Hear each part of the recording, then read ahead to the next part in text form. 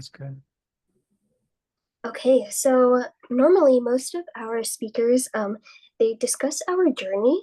So would you be okay to tell us um essentially how you got to Nova Southeastern or what inspired Mhm. you to choose, Nova Southeastern? Yeah.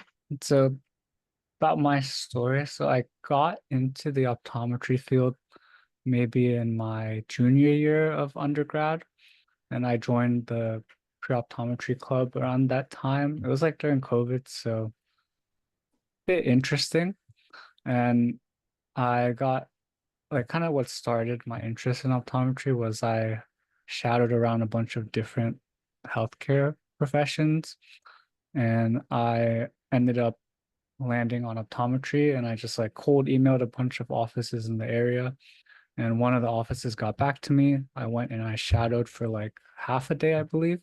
Saw a few patients, met with the staff of the office, the doctor, and the one question I kind of like made sure to ask was like, are you kind of like, are you happy? Like I think that's like a big question a lot of people try to ask when it comes to like profession and stuff like that. And some people will tell you different things, but the doctors that I asked that, they would tell me yes, that they loved it and like that they felt like fulfilled at the end of the day. But they were also practice owners, which is something different that you would hear from another doctor that's probably like working under someone. And after that, I became more involved in like the pre-optometry, and they ended up actually hiring me as like a tech. So I ended up working at the office while I was in school in my senior year. So I would go to work, I think 2 days a week, and then I had classes like 3 days on like I'm like I don't know about you guys if you guys can like set your schedule, but we Hmm. I used to have like we can pick, and then I like ended up picking like those days that I could work. And so I did that for my senior year. I was like working and then school, like finishing up classes. And I took my OAT in the summer. I got like an average score, like about like a 310-ish, which is like Oh, pretty average. And then like so nothing crazy. wow. So That's still good though. It's still incredible. it's okay. But and then the GPA I had, I think was like a 3.7. Yeah, around 3.7. And I just had like a bunch of shadowing experience. And if you work for an office, you can kind of count that into shadowing. Like you can like split it. If you know the doctor really well, they're able to kind of like split work hours, shadowing hours and stuff like that. So they can like cut corners that way. And so I applied in December of 2021. And then which is a little bit late as well, because the Hmm. applications open in July, I believe, or June around that time. And then I got my acceptance in January to both SCO and which is in Memphis, and then Nova, which is in Florida. Those are the only two interviews that I took out of five because they were closest to where I'm from in Orlando. Oh, okay. Because I applied to five schools. I applied to Salis, um, Houston, SCO Nova. I mean, maybe four schools. And then I only took the two, like they all offered interviews, but then I only took SCO and Nova. Hmm. And then did my interviews at both of them and decided to go with Nova because it's in state closer to me. And then it was just like a little bit, it was just better for me because it was like closer to my family. So that's how I ended up here. Oh, wow. Okay, so you had mentioned that the reason you gained interest in optometry was because you started shadowing the other practices. Hmm. Um, did you have interest in any other field while you were exploring optometry as well? Yeah. So I think a lot of students, like you explored the other healthcare fields like medicine, dental, pharmacy, like Hmm. all those other ones like PT. And then for me, since I've always had pretty bad eyes, I was kind of more exposed to like the field of eye care. And um, it just kind of clicked for me when I shattered. I was like, hey, I can kind of relate to the patients that are being seen. And I just got like a good vibe from the offices. Like I talked to like a bunch of like maybe five doctors because it was during COVID. So I just like, it was like junior year, end of junior year. And I was like, I gotta figure out what I want to do. Mhm. So I just like emailed a bunch of people like on LinkedIn, connected with people. And I tried to really get like a big like survey of like how, like what I wanted to do. So those are the kind of the other fields. Do you want me to talk about like what I thought about the other Oh, fields sure. and then By all means, that would actually be it would provide good insight because a lot of our members are Mhm, deciding between different fields. We even have some seniors who are stuck between mhm. dental and optometry and they're on the verge of beginning their application, so they don't exactly Yeah, know which path to take. Yeah. for sure. Yeah, like so the application process of dental and optometry is actually kind of similar because like Mhm. DAT, OAT is like pretty much the same thing, but minus the like the perception thing. Mhm. And um so for dentistry, honestly, I didn't give it too much thought because I always had like me personally, I had like bad experiences at the dentist growing up. So that was kind of my thing that kind of like strayed me away from that. Mhm. But as I'm in school and I have like a lot of dental friends, because at Nova we're like very multidisciplinary. So we took classes with dental students in first year, like general classes with dental students. And there's just a bunch of other professions here. And I mainly, if you go for optometry, it's mainly like the work-life balance is what people say. Um, you could say less stress, but I think stress is subjective. Yes. Because everybody can see stress as like different ways. But for me, I would say like the field is a little bit more not carefree is not the word, but you don't really have to worry about malpractice as often as like a dentist or like a physician. And it's just much more flexible, in my opinion, to kind of make what you want out of the field because Mhm. there's like different modalities. I've And actually never heard anyone mention the aspect of malpractice. Usually it is usually they speak about, being happy, just like you had mentioned, a good mhm, 9 to 5 work-life balance. And you had mentioned that practice owners were the ones who seemed the most content with their profession. Did mhm. you shadow any optometrists who weren't practice owners? Yeah, so I didn't shower specifically, but I did talk to one that was at like a community health center. Mm-hmm. And community health center is different from um like a lease, like a Target Optical or something. But he did say he was fulfilled, but he did mention that it was important to go to a school that was like the least expensive because like I think he was one of the doctors like early on that was like mentioning about like the debt. Student debt is like pretty big factor, I think a lot of people are curious about. And I think that it's also pretty big to like be aware of as well as a student because like student debt is a lot like nowadays and that's definitely something to consider, but also like for other fields like dental and like medicine, they also have a lot of student debt, but it just depends on what you do after you graduate. That can determine like if you can pay it off or not and stuff like that. Right. So, given your in-state in Florida, does that, I guess, give you access to lower tuition? Because that's how it is if we were to attend SUNY optometry in New York. Yeah. For Nova, they actually took away the in-state Oh, last year, but like they took away, but they still offer like some type of credit for in-state students. hmm. So it was cheaper to be in-state when I applied because I still like am grandfathered in as like in-state, like with the rate or whatever. So it was cheaper by like a couple thousand. And then I know there's a school in Texas. I think it's a Texas school, but after a year you can apply for residency and then you'll get their in-state tuition. Oh, very I'm nice. pretty sure, unless they changed it. But there's schools that definitely do that. And yeah, SUNY is like lower as well, right? Or So yes, SUNY is, mhm. I think, one of, I don't want to say cheap, but it's on the more affordable spectrum for Yeah. all the New York students, residents, anyone in Mhm. the tri-state area.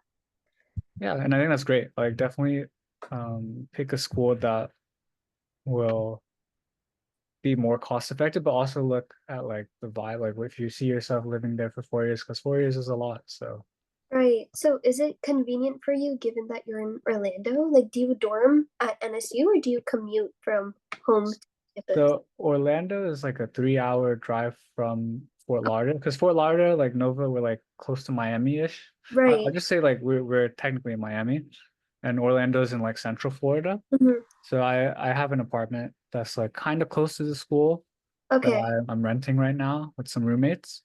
So that's kind of what the situation is right now. Okay. I feel like that's mostly the case when it comes to graduate school or optometry school, Yeah, for right? sure. Like people are like people they want to like especially if you lived at home for so long, they're like yeah, I want to like change a pace or something like that. Right. Gain a Or little, for like yeah, like stuff like that. yeah. Oh, okay. And then in terms of, I know you had mentioned the OAT. How did Mhm. you prepare for it? Yeah, so for the OAT, I use like a bunch of resources which I don't recommend. I would recommend trying to keep yourself as organized as possible Okay. because I use OAT Bootcamp. And I didn't pay for it, but I used the free materials that they had because they had a few like free modules and then like practice exams. I would say practice exams are like the best way to kind of like study and kind of like apply the knowledge that you learn. Mhm. It's like you can use I had I forget what the OAT the books are called, but I had like a few OAT books like that had like content. Like the Kaplan books? Yeah, like the Kaplan books.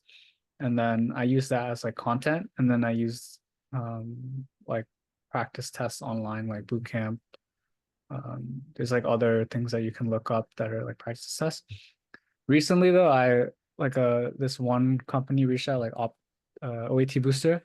Yes. Um, and I'm kind of working with them on like with some like I think like content or something like that. But and what I've seen with I didn't use it personally, but what I've seen is that they're kind of like the most organized way to study because it's all in one, it's modern.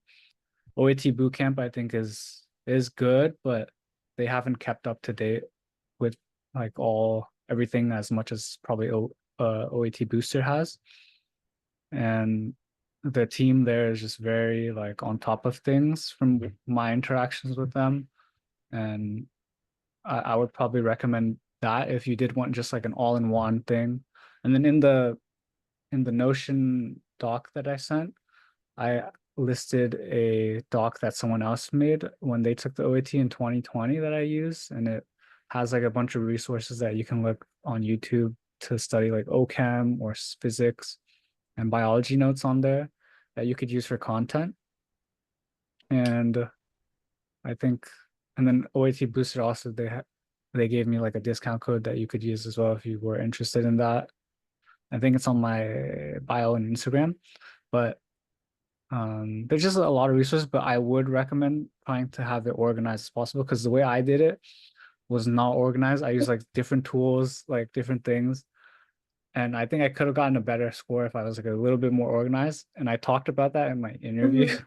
when I interviewed, and definitely would recommend like just consolidating everything. I know being organized is so important. Yeah. You mentioned Notion.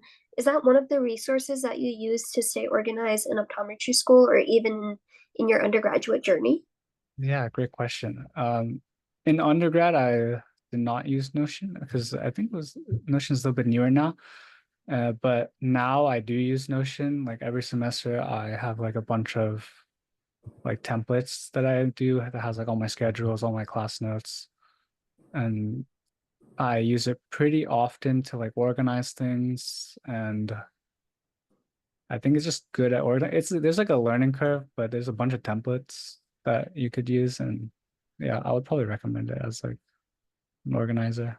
So how exactly do you note take or study in optometry school? Because I know Mhm. it's so much content, it's even more drastic than any undergrad courses, right?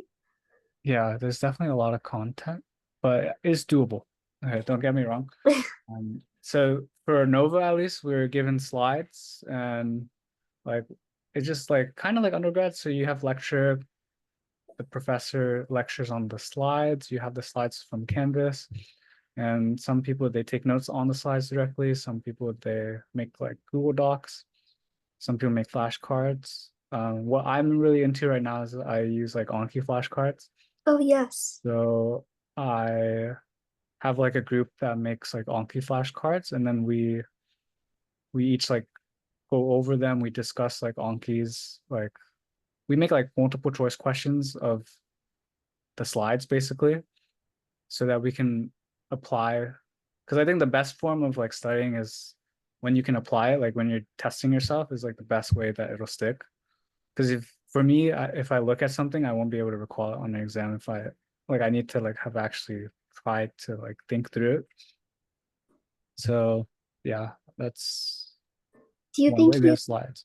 Oh, okay. I worked alongside a doctor actually, an eye Mhm. doctor, and she said that she used to keep the slides open and she would draw on it if, Mhm. the lesson pertained to the diagrams. Otherwise, Yeah, it would be typing everything. Um, would you recommend that? Because I know that you can't use Anki for every single class, right? technically you can use Yeah. Aki for Oh, every single class, okay. but I mean, okay, so the one exception is probably like optics, which Okay. is more like physics, math, stuff like that. That one you would have to write down stuff, like write down formulas, and then um, it's just like a math class, so Hmm. you learn that by just writing stuff down. But I would agree with that doctor that writing stuff, taking like typing things out to have like your own outline is also very helpful for like just in general learning material, not like even like regardless of optometry related stuff, like just like learning stuff, like having your own Hmm. outline helps a lot. And then you had said that you did a job alongside Mhm. school during your senior year in college. So a lot of our members, as I mentioned earlier, they work outside of school, and that Mhm. really stood out to me. So I wanted to ask how you found a balance between your job and taking all of those heavy classes. Yeah, so for since I only worked like during breaks in my junior year, and then in my senior year, I my course schedule was not as heavy because of the way I kind of like set things up. That like my last two semesters, I think, were a little bit lighter in terms of classes. So I was able to kind of squeeze my lectures into 3 days, like Monday, Wednesday, Friday, and then I would work Tuesday, Thursday. And the Thursday was actually not like a patient day, it was like an admin day. So I just helped like with just like cutting lenses or just like I was just helping with admin stuff like in the back of the office. And then it allowed me to kind of like sometimes when it was slow, I was able to kind of like work on school stuff. And then like throughout the weekends, I was able to do school stuff and like later at work because sometimes we got to leave early as well. Just depends on the office, really. But I think it's doable if you like just block out your time accordingly. And then if you set up your schedule to make it that your exams are not too heavy. Hmm. But I think it's really depends on like whether you saved your class, like a lot of the harder classes for like your last two semesters, or if like you left like the little like capstone or like the research classes. Right. Mm. So Yeah. did UCF, did they give you like a set, I guess, schedule of how you should take your classes? Or did you choose it based on your personal life and what combination of classes you thought you could handle? Yeah, so for our degrees, like you had to take a certain amount of classes to graduate and like certain types of classes to graduate. But like whenever like registration was open, you could find classes that you could pick when you wanted to take that class, Hmm. and then you could do it for like semesters in advance. So if you had like a Oh, 3.5 GPA, I think you were able to register like 2 semesters in advance. So like I was able to do that yeah. and then like Wow. kind of like plan that a little bit ahead and it kind of worked out.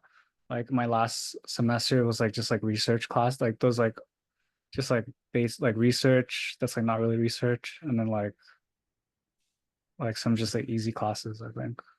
Wow, that sounds so much more convenient. At Yeah. your school, I think we are all assigned like a different registration day, Hmm. and once your window is open, most of the classes are already filled. So Oh wow. Not yeah, even for upperclassmen? not even for I guess for upperclassmen, then the classes are smaller. So in that case, Okay. it's a little different, yeah. But we're always like racing, and then sometimes we end up getting the last of the crumbs. So that Yeah, sounds so much nicer. Were there any courses that you took that you think were most beneficial in preparing for optometry school? for sure. I think anatomy was good. Anatomy. And you know, anatomy is not it's not a prerequisite for optometry school, I Right. believe, but I did think learning anatomy in undergrad was helpful because in optometry school, at least for us, we also take gen anatomy, like general anatomy and physiology in the first year. So having that like knowledge from Mhm. undergrad really helped me a little bit in that class. And then medical terminology was helpful. Physics was helpful for the OAT, and it's also a requirement for schools. But I would definitely say anatomy is a course I would recommend because it's a lot of memorization, but it kind of helps you and you're gonna use it throughout like optometry school, even though some of the other body parts you don't really Right. know, but I guess just knowing those in general kind of help tie things, like tie everything together in a way. Like when you do need to focus on the physiology of everything. So do you think taking those anatomy classes in addition to the having that tech job really prepared you for optometry school?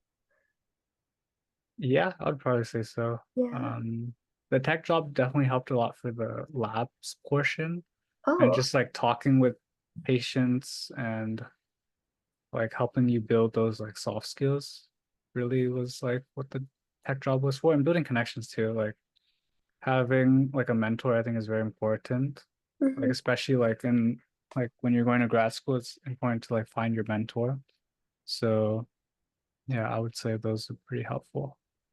So, building on top of that, I know that many optometry schools require recommendation letters. Mhm. How did you go about building connections with your professors and any optometrists you were Mhm. working for or shadowing with? Yeah, I think recommendations is definitely the hardest thing. Like for people, it's like it's not hard, but it's nerve-wracking. So what I did in my last semester is I had the intention of getting letters of recs, and in the past I never went to any office hours for any of my professors.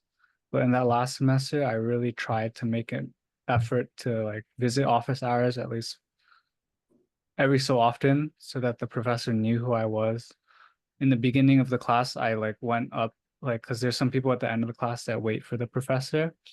So at the end of class, for every class I had in my last semester, I like stayed back to introduce myself and say, "Hey, my name's Eugene, and I'm applying to optometry school at the moment, and um, I'm interested in your course because like this could relate to the eye or something like that." So I didn't explicitly say that I want to letter a rec from you. I Hmm. was just letting them know that I'm enthusiastic about learning about this thing because it can relate to my field that I want to go in from their course. And some courses you might not be able to find that, but most of them you should be able to like Right. find that connection to optometry. So that's what I did. And then I attended office hours. I would ask some questions about either like the course and then like hint at them that, oh, I'm like applying to optometry school. And then when it came to the end of the semester, I'm like, hey, you know me. I'm like applying. Like I'm applying and I'm looking for a letter of rec. Would you be down to like write my letter of rec? And they were like, yeah. And for the doctor, since working with the doctor, you build up a big rapport with them. And he actually made me write my own letter of rec and then he just signed it. Oh, that's so smart. Yeah. And then it was pretty chill. Like if you like build a rapport with the doctors that you work with, it's like very easy, like to talk to them about anything. So, how did you go about maintaining that connection or that rapport because I know once you get past, introducing yourself, it's very hard Mhm. to discuss any topics other than, what they're teaching you. Mhm. And even for optometrists, right? When you were shadowing them, what questions would you have asked? Yeah, I think for the professor, like the school recommendation specifically, you don't always have to talk about school. Like they're human beings at the end of the Mhm. day. So what I tried to do is I did like a 10-90 split. So like 10% was like school, 90% I tried to just get to know them and like their lives because it's kind of interesting like when you hear about your professors' lives and like their backgrounds and stuff like that. So I tried to make it like I tried to make it more about them instead of school because Oh, okay. and then for the doctors, I I did kind of the same thing. Like I tried to get an understanding of like what his life was as like a practice owner and then a little bit about the field because if you're planning to go to school, you're going to learn about the field while in school. So mainly my thing was like I just want to get to know the person I'm talking to, and that kind of helps you build like a deeper connection if you're interested in the person instead of like what they do, kind of, if that So makes sense. yeah, it sounds like uh doing that might have helped you build communication or social skills for the interviews as well, right? Because then you're For using sure, that yeah. same approach. Mm-hmm. Definitely. Like the interview part is it's exactly the same as that, like you mentioned. Like the way you talk to the people that you want letters of rec from is gonna be how you're going to be talking to the people that interview you. And I think you're doing a great job, by the way. Like the way you're asking Oh, questions. thank you. Like I noticed like it's just it's flowing and hmm like I I'm think you'll do great trying. in any interview. So I work in sales, so I uh, feel like it's also part of what I do on a daily basis. So, yeah, I I'm think sure. that's great. That it's like rare. Like how you're handling like the flow of the conversation is kind of interesting. Like Oh, thank it's you. like it's refreshing because like Oh, that's a lot of so. people they I don't know. I guess it's like it's a skill that not a lot of people have. So like seeing you do it is like pretty is cool. Oh, thank you, Eugene. Have you hosted any other webinars? I've done one before. I think this is my second. Your second one. Okay. I hope many more come your way. I appreciate it. Yeah, Thank you. of course. And we actually we have so many members. One of them was actually the one who had found you and requested Mhm. to schedule an event with you, but unfortunately they couldn't make it. So I have a whole list of questions.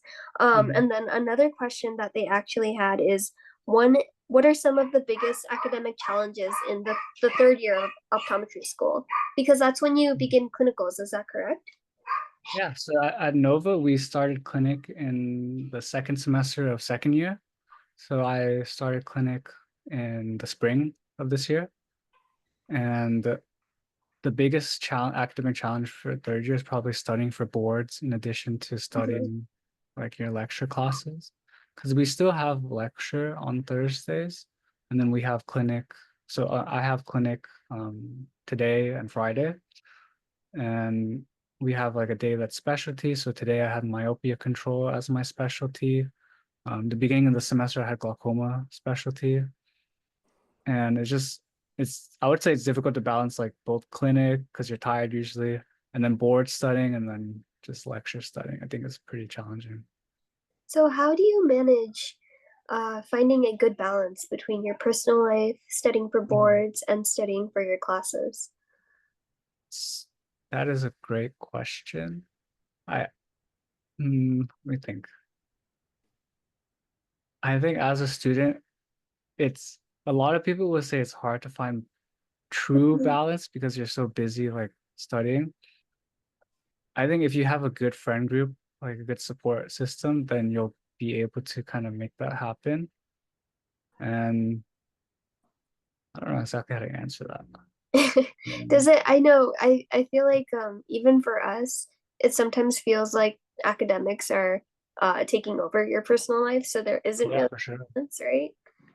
Yeah, I think it's it's doable. I would say just trying to be intentional with your time and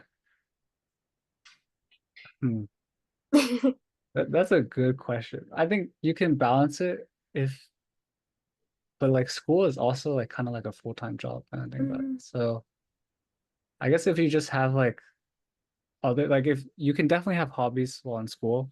Like for me, my hobby is like the social media is on the side, and then I play like sports with my friends like pickleball and stuff like that. oh wow. And you can definitely make it work if you time everything correctly and you prioritize things one at a time.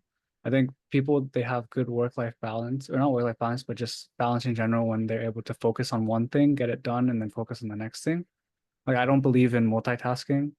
I think like the mind only works like if you're focused on one thing, you're able to focus on it, but you can't have multiple things, and it's impossible to focus on multiple things at once. So just focusing one step at a time will just kind of help you out that way.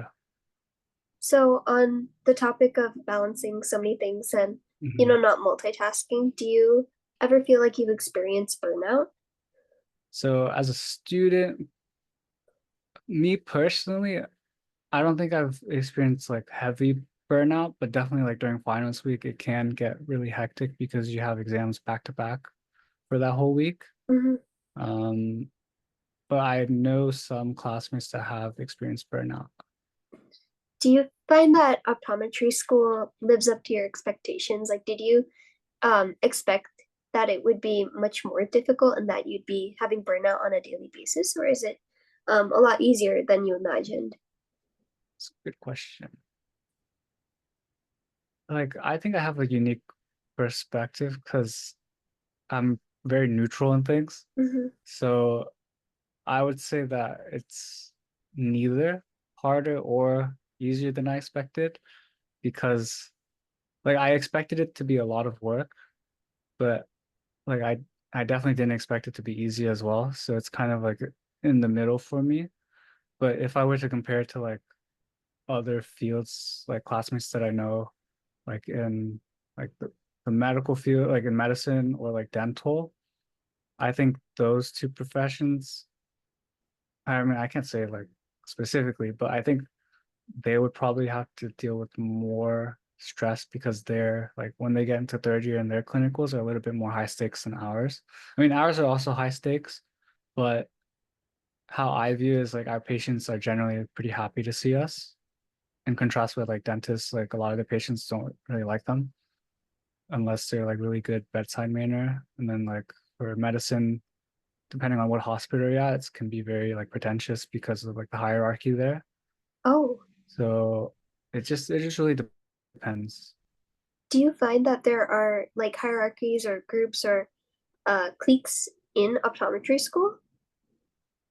In optom like when you say clicks, like in what, like as among students or among faculty, I guess in both areas. both. There's like in any field, there's going to be professor or preceptors in clinic, attendings in clinic that you don't vibe with, Hmm. and that goes for any field.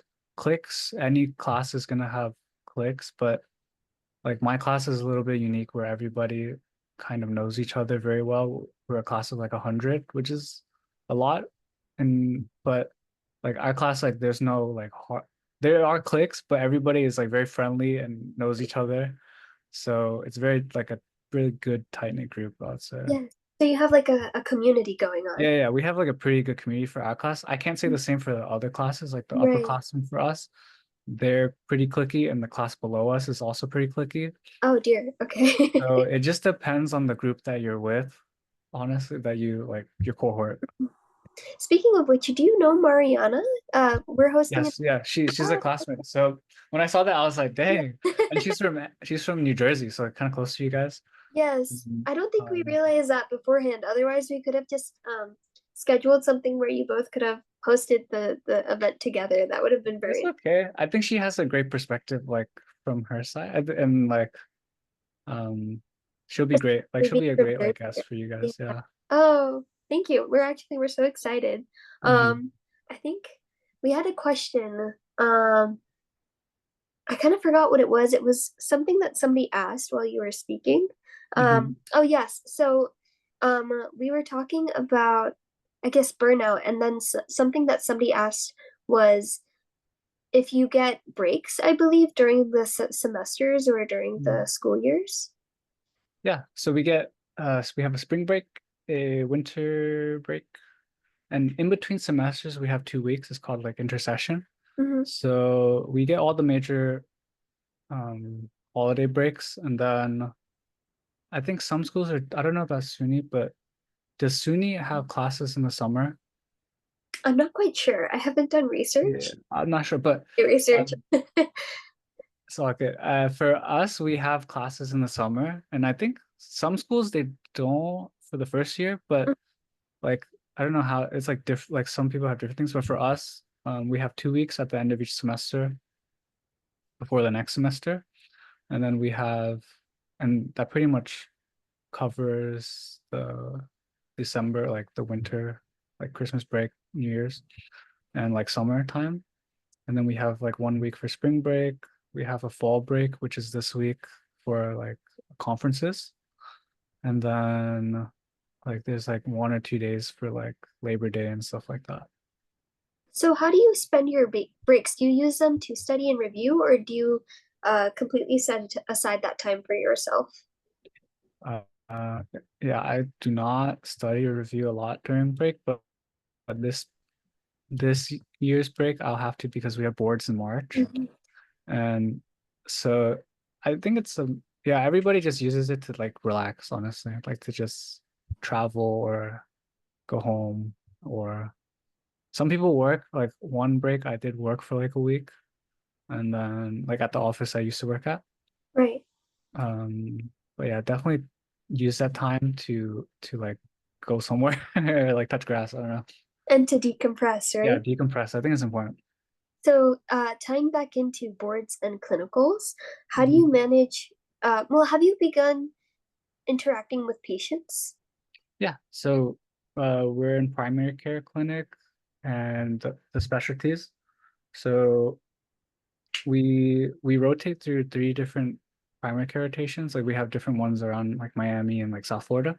Mhm. So and then we also have our specialty clinics where it's like certain services for like glaucoma, retina, low vision, peds, and stuff like that. So today I was in myopia control. I saw like this 9-year-old patient that was a follow-up for like atropine for like myopia control. And then last week I saw a patient that was actually kind of sad. It was like a retinal detachment that was new and he didn't know what caused it.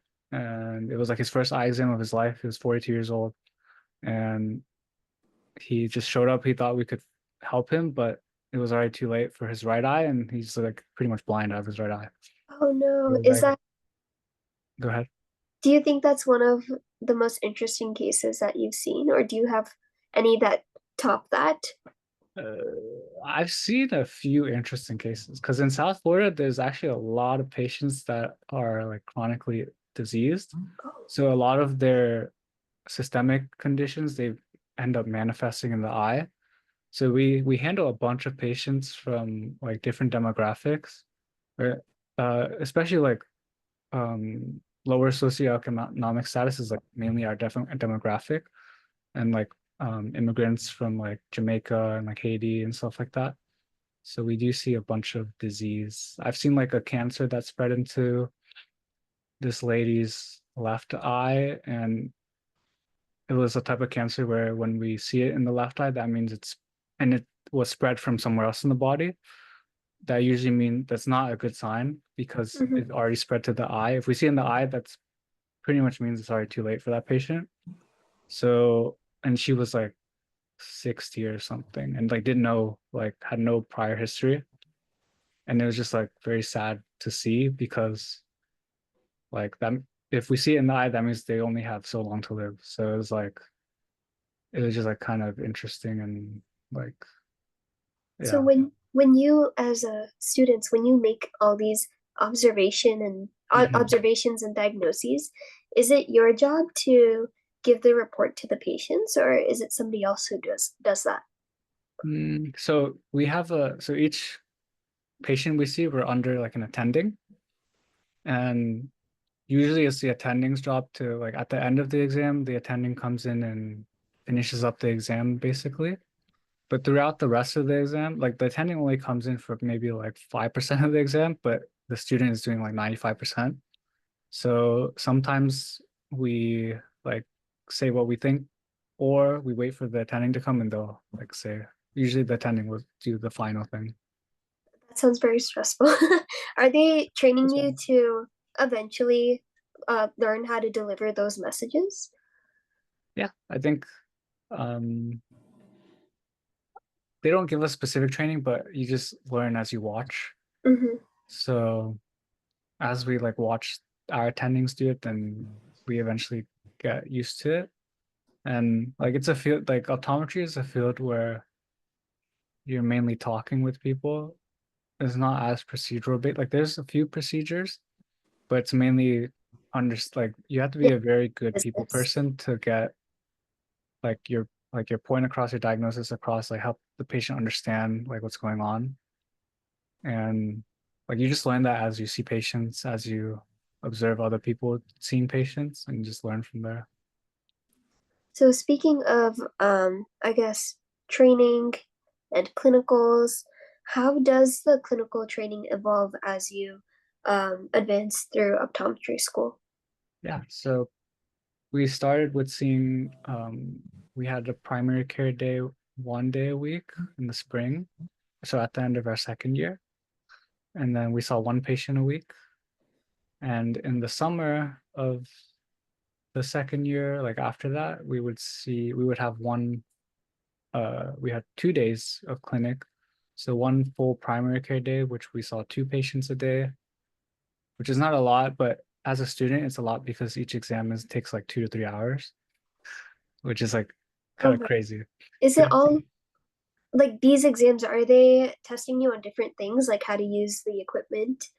Or is Yeah. it, So like as a teaching institution, we pretty much have to do everything. Like in private practice, like if you work in private practice, all those exams like boom, boom, 10 minutes, like 30 minutes, right?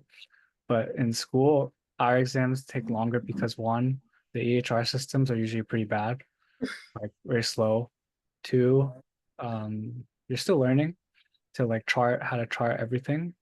And then three, you have to do a lot of like not extra, but like there's a lot of standardized testing that have to be done that kind of take longer than if you were to go to like a regular like outside of a teaching institute. oh wow. I Yeah. don't think we've ever heard that perspective from anyone before. So it's really interesting. Yeah. Um, is it, so are they the systems slow because they're simply outdated, or is it, Yes. oh no, At least for our school, it's pretty outdated, I'd say. for NSU? Yeah. Speaking like on the topic of NSU and being in Florida, I know that Florida, correct me if I'm wrong, but I believe Florida removed the doctoral status from optometrists. They they did not remove it. There was like a bill that not the doctoral status, it was like just like the title. I think they were trying to, but I also think it was not like a intended like target us.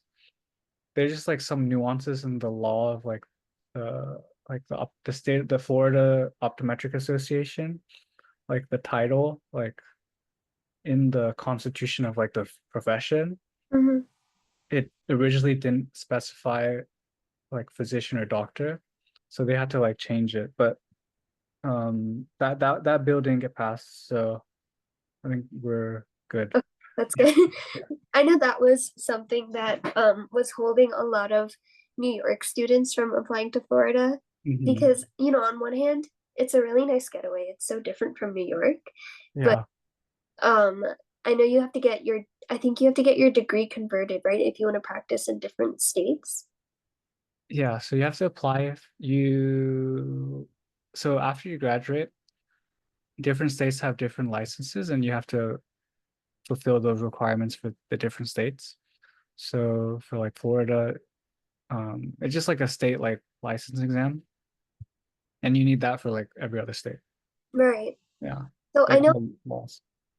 in New York, I think optometrists aren't allowed to perform invasive procedures. Like they don't do Mhm. in maybe they do injections, but I know that they don't do a lot of invasive procedures. Do they train you you and other students in NSU and in Florida to perform invasive procedures or, I guess, administer injections?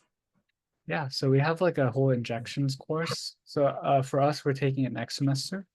So I believe all of the optometry schools, they do this. They still train, even though the current state doesn't allow that scope of practice. Usually, a lot of the schools, they still incorporate that into the curriculum because they're going to use that as like a talking point to get that scope expansion. Like the schools are already teaching it, so and they're having good outcomes. Right. So that's kind of how they're advocating for that. So yeah. So we are Oh, taking those classes. and from all of this training, have you been inspired to pursue a specific specialty or residency? So I think for me, I'm still on the fence about residency because it is like optional. Mhm. But if I were to do one, I'd probably do it in contact lens, like specialty contact lenses, because it's the most like fulfilling, I guess, because it's like you and in myopia control right now, I've seen the effects of like ortho K lenses, and it's just very like you see the results pretty quickly. So that's probably what I would do. I had networked with this one doctor. He also specialized in contact lenses, but Mhm. he was more involved in making special effect contact lenses. Is Mhm. that something that they go over in optometry school? Um, Special effects as in like what? Like what kind of special effects? So for films, or for any productions that are Hmm. being made, he creates like contact lenses to distort the appearance of the eye. Um, so he'll make them look bloody or gory or like completely white, depending on what Interesting. the film is. Yes, I think maybe we had like two slides on like prosthetics, but nothing like in nothing detail. significant. Yeah. Oh, okay. I feel like that's something that maybe should be incorporated, but there's already a lot on the Hmm. curriculum and on everyone's plate. Yeah. I think it's interesting though, like, but that definitely I think it's pretty niche field, but it's definitely interesting. It's so interesting. I don't know. Do you know anybody else who's planning on pursuing a specialty, maybe in like contact lens or something different? Mm, there's a few people that are interested in pediatrics, like because the eye is very important. Like it's important to maintain the eye as you grow because of the way like adaptation works and stuff like that. So there's some people that are interested in pediatrics, some people in ocular disease, and some people like low vision, vision therapy, stuff like that. Those are like, While right, mhm. while you were shadowing as an undergraduate student, did you gain any exposure to these different subspecialties? Mhm. The doctor I worked at, he did like he pretty much practiced to like the full scope in Florida. So he did like specialty lenses. He had all the machines like OCT, like Optos and all of that, and like glaucoma treatment. So yeah, he pretty much did everything that he could. So on the topic of that one doctor, Hmm. after seeing how he ran his business, do you think you would ever plan to open your own practice? Hmm. I think that's the goal for me because I'm also the president of the private practice club at Nova. So we meet with like a bunch of private practice doctors, and for me, that would probably be the goal. And like I plan to go back to that office and maybe buy equity, but we'll see. But Hopefully, it works out. yeah, hopefully, yeah, that's the goal. But we'll see. Like that's honestly the goal for me is to do like something business related. Um, yeah. So, how do you plan on gaining that prerequisite knowledge in business? Does NSU offer any certificates, or do you plan on taking courses, or I guess just going into it and figuring it out? Hmm. Question. So we have like one course that's a practice management course, and let me link this. There's a Facebook group called ODs on Finance that is very popular amongst private practice or just like general like optometrist. Let me link it here. And then I'll add it into my Notion thing too. But I learned a lot before I applied, like from just like browsing this Facebook group because you get very real perspectives from practicing doctors. I know Facebook, like I don't know if you guys still use Facebook, but it's like there's a lot of groups on Facebook that have like a bunch of ODs on there. And like even not ODs, you can find like other stuff, but they give great perspective on like how the field is and like business and stuff like that. So I've actually learned a lot from this Facebook group by just browsing it. So, on the topic of ODs and groups, is that like one another way that you can network either as an optometry school or Yeah, I think it's a great way to network. You For me, I've networked the most as like the being in our private practice club, we bring a lot of doctors in and a lot of doctors in industry like sponsors, they want to come speak to us. Mhm. So I like manage all that. And then LinkedIn is a good way. I've had like two doctors in the past like 2 weeks message me and like actually try to have a conversation with me on LinkedIn, Oh, very nice. which is interesting. And then like Instagram is also a good way.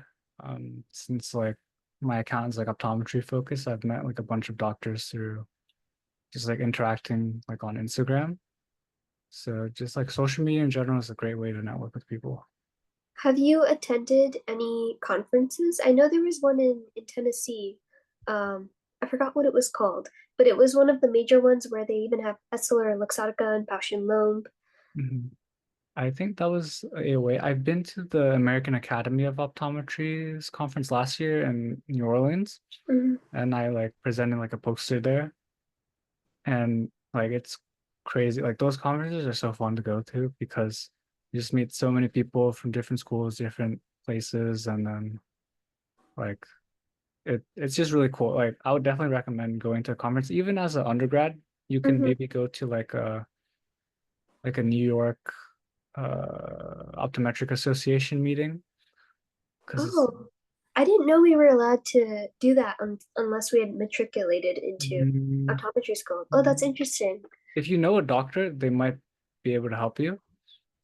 And if they go, because I know for the Florida Optometric Association annual meetings, there were some pre-optometry students that did attend last year. So maybe it just depends on like if you have a doctor that's willing to like bring you guys with them or something like that. Oh, thank you, Eugene. These Mhm. resources and even all your experiences, it's been so helpful. Mhm. I don't know, I might be saying your name wrong, Heba or Heba. If you have any questions, you can go ahead and type them in the chat.